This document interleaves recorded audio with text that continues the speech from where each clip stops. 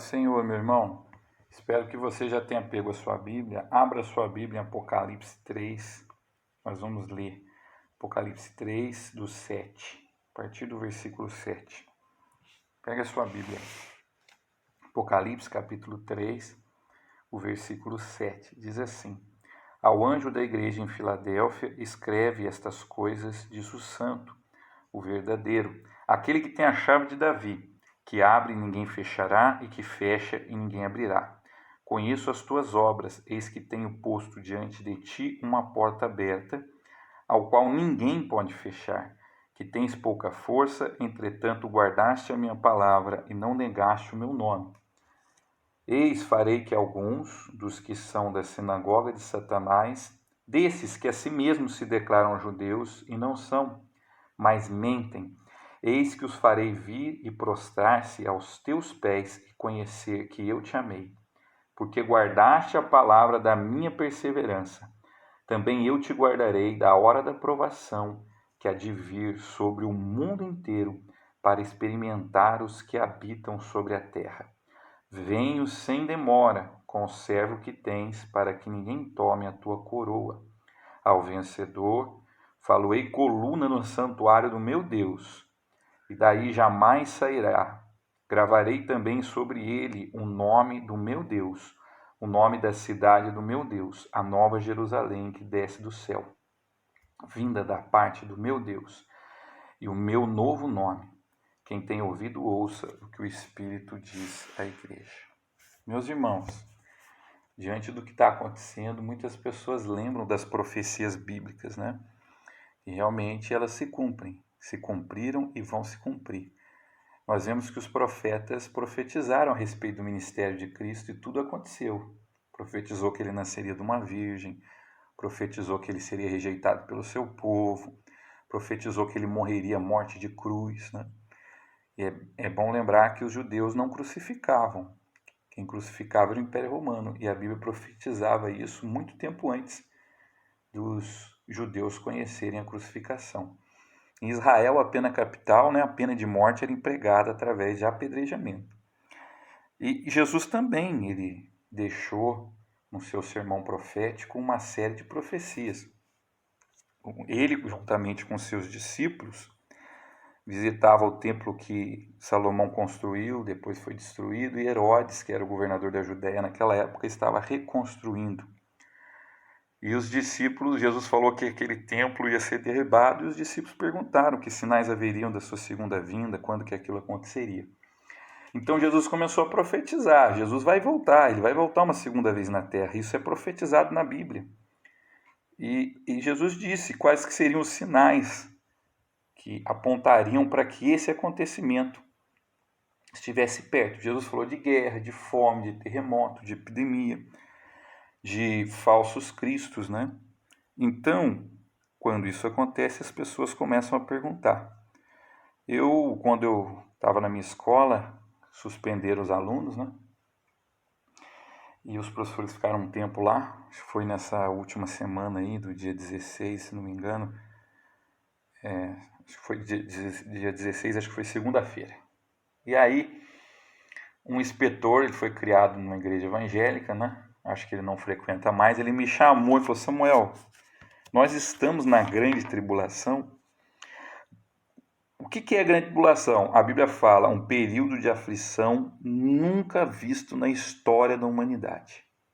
É um período de turbulência, um período de aflição, um período de angústia.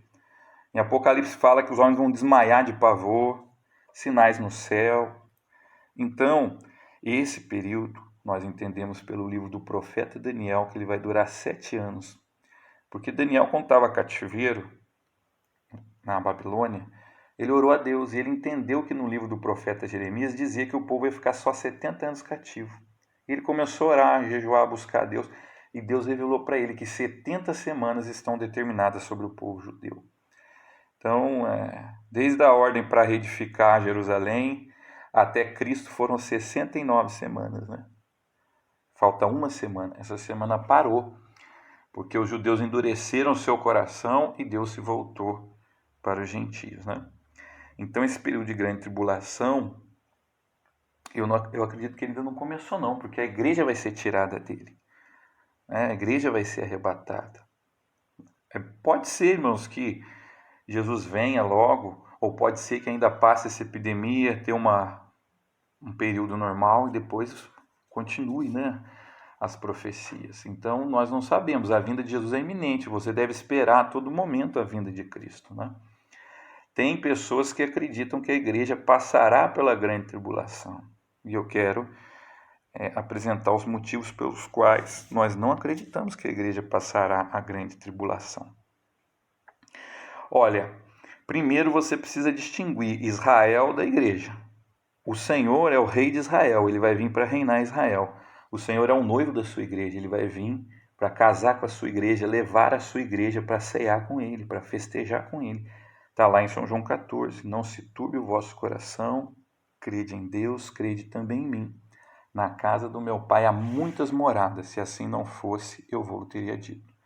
Eu vou preparar lugar. Então, a igreja é a noiva de Cristo. Tá? Deus tem planos com Israel. Deus ainda vai voltar para ser rei de Israel. Ele é descendente de Davi. E nós vamos reinar com ele. A igreja vai reinar com ele. A igreja é aqueles que creem em Jesus. Pode ser judeu, não judeu.